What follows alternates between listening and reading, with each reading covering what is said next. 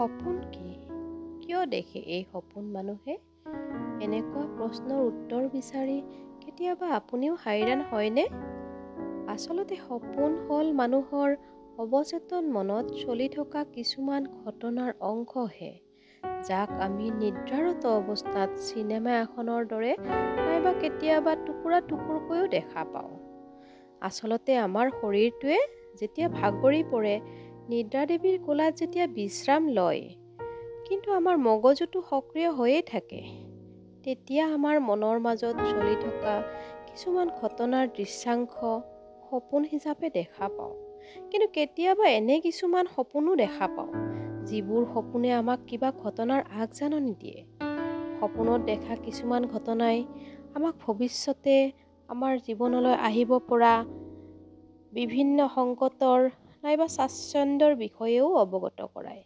আজি মই তেনে কেইটামান সপোনৰ কথাই ক'বলৈ ওলাইছোঁ।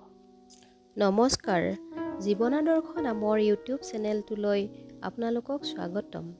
এই চেনেলটোৰ যোগেদি সপোন ফল সম্পৰ্কে কিছুমান কথা আপোনালোকলৈও আগবঢ়াবলৈ খুজিছোঁ।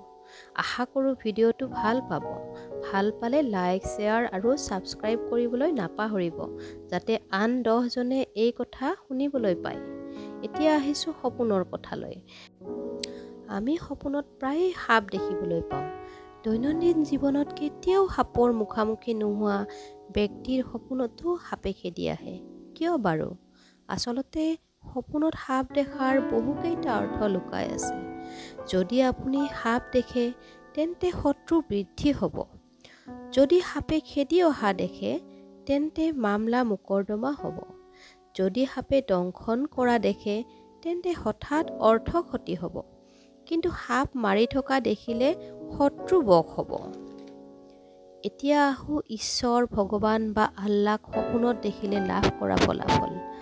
সপোনত ঈশ্বৰ বা উপাসক দেৱতাক দেখিলে সুখী জীৱনৰ সূচনা হয় আৰু মনৰ শান্তি বাঢ়ে।